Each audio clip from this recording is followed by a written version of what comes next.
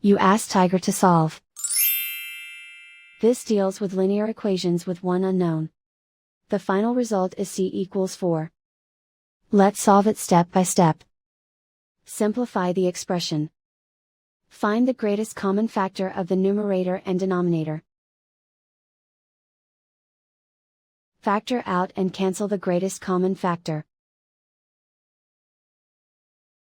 Swap sides. Isolate the c. Multiply both sides by 12. Group like terms. Multiply the coefficients. Simplify the fraction. Multiply the fractions. Find the greatest common factor of the numerator and denominator. Factor out and cancel the greatest common factor. And so the final result is c equals 4.